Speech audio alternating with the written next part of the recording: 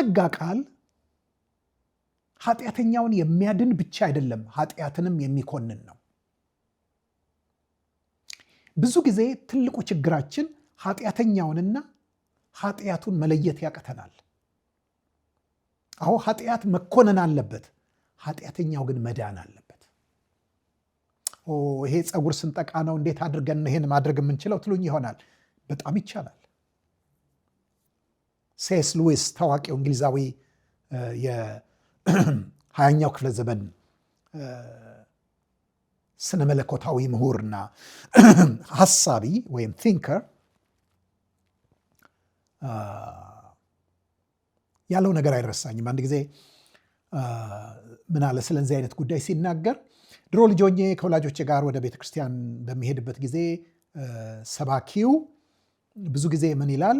ኃጢአተኛውን ውደደው ኃጢአቱን ግን ጥላው ብሎ ይል ነበር። እና ካደግኩና ወደ ዩኒቨርሲቲ ከገባውና ኤቲስት ወይም ደግሞ እግዚአብሔር የለም ባይ ከሃዲ ከሆንኩ በኋላ ሁልጊዜ አልፎ አልፎ ትዝ ይለኝ ነበር ያ ሰውዬ። እና ትዝ ይለኝና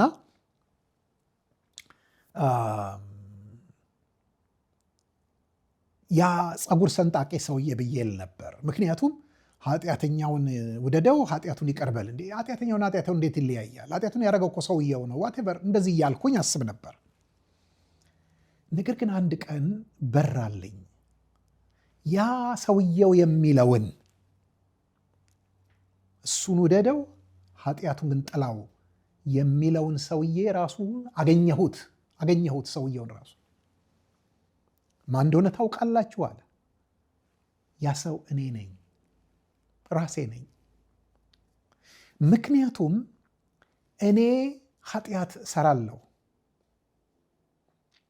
የማልፈልገውን አደርጋለሁ። በጣም ነው ምጠላው፣ በጣም ነው ምጸየፈው፣ በጣም ነው ምናደደው። ነገር ግን ኃጢአት ያንን የኔን ኃጢአት ወይም የኔን ሳልፈልግ የማደርገውን ነገር ነው እንጂ ምጠላው፣ ራሴን ግን ጠልቼ አላቅም፣ ልጠላም አልችልም። ስለዚህ ሁሌ ራሴን ወዳለሁ፣ ግን ስህተቴን እጠላለሁ። ስለዚህ ያ ሰውዬ የሚለው እኔን ነው ማለት ነው። እንግዲህ ይህን እንዴት ነው በሌላ ሰው ላይ የማውለው? ጌታ ኢየሱስ ክርስቶስ ምንድን ነው ያለው? ባልንጀራህን እንደ ራስህ አድርገህ ውደድ። ስለዚህ ሌላውንም ሰው እንደ ራሴ ከወደድኩ ምን ማለት ነው? ሰውየውን ወደዋለሁ፣ ስተቱን እጠለዋለሁ። ይቻላል ወይ? ይኸው በእኔ ሞክሬዋለሁ። ይቻላል። ራሴን ጠልቼ አላቅም፣ ስተቴን ወድጄ አላቅም። ስለዚህ